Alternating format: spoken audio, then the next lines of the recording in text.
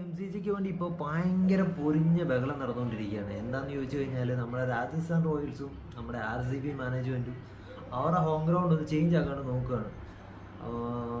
Pune M C ജിനെ കുറിച്ചൊക്കെ എല്ലാവർക്കും അറിയാം. പിച്ചിൻ്റെ ഗുണങ്ങളോ എൻ്റെ കെട്ടുകഥകളോ ഒന്നും ഞാൻ നിങ്ങളുടെ മുമ്പിൽ പറയുന്നില്ല. RCB മാനേജ്മെൻറ്റ് അവരുടെ ഇഷ്യൂസൊക്കെ അറിയാമല്ലോ. ഈ IPL കഴിഞ്ഞിട്ട് അവർ വലിയൊരു പ്രശ്നത്തിലാണ്. അതുപോലെ തന്നെ ഇത്തവണ അവർക്ക് ഫ്രാഞ്ചൈസി എന്ന നിലയിൽ RCB ഒരുപാട് വളർന്നു. ആ ഒരു കപ്പോടുകൂടി ഒരുപാട് വളർന്നു.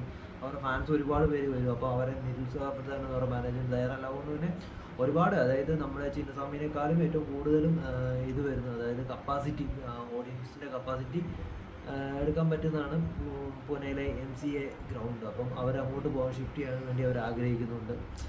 അതുപോലെ തന്നെ രാജസ്ഥാൻ റോയൽസും പൂനെ MCG ഇതൊരു നോട്ടം പറ്റിയിട്ടുണ്ട്. എന്താണെന്ന് വെച്ചാൽ ഇവരിപ്പോൾ രവീന്ദ്ര ജഡേജനെ കൊണ്ടുവന്നില്ല. ജഡേജനെ കൊണ്ടുവന്നിട്ട് രാജ്കോട്ടിൽ പോയിട്ട് അല്ലെങ്കിൽ രാജസ്ഥാൻ്റെ ഹോം ഗ്രൗണ്ടിൽ പോയിട്ട് കളി ഫ്ലാറ്റായിട്ടുള്ള പിച്ചാണ്, അവിടെ കളി നടക്കത്തില്ല. ജഡേജ വിക്കറ്റ് അടി കിട്ടാൻ സാധ്യതയുള്ളൂ. ആ ഒരു ഇത് മനസ്സിലാക്കിക്കൊണ്ട് തന്നെയാണ് MCAയിലേക്ക് പോകുകയാണെങ്കിലും അത്യാവശ്യം നല്ലൊരു പെർഫോമൻസ് ജഡേജയിൽ നിന്നും വരും. ടീമിന് ഗുണം ചെയ്യും. അപ്പോൾ ഇവർ രണ്ടുപേരും ഇതിൽ ആരാണ് പൂനെയിലേക്ക് പോകുന്നത് എന്നുള്ളത് ഇപ്പോൾ ഒരു ചർച്ചാ വിഷയമാണ്. എന്തായാലും പരിപാടിയൊക്കെ അവർ സെറ്റപ്പായിട്ട് നടത്തുന്നുണ്ട്. ഓപ്ഷൻ ഇപ്പം MCAയിലേക്ക് പോകുമ്പോഴത്തേക്ക് RRൻ്റെ കാര്യം, RRനൊന്ന് റീബിൽഡ് ചെയ്യാനുള്ള ടൈമാണ്. ചില വലിയ പ്ലേയേഴ്സ് ഒന്നും ഇല്ല അവർക്ക്, ടെസ്റ്റ് പ്ലേയേഴ്സ് മാത്രമേ ഉള്ളൂ.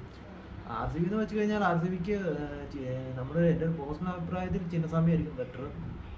മാറിപ്പോകുമ്പോഴത്തേക്ക് അവരുടെ ആ ഒരു സ്ട്രാറ്റജി ആയാലും ബാക്കി ഇപ്പോൾ പ്ലേയേഴ്സിനെ പിടിച്ചു വെച്ചിരിക്കുന്ന ഒരു ഹോം ഗ്രൗണ്ടിനെ അടിസ്ഥാനമാക്കി ഒരു പ്ലേയേഴ്സിനെ ബിൽഡ് ചെയ്തെടുക്കുന്നത്. ഇപ്പം മൊത്തത്തിൽ അവർക്ക് അഴിച്ചു പണിയേണ്ട ഒരു അവസ്ഥയിലേക്ക് വരും.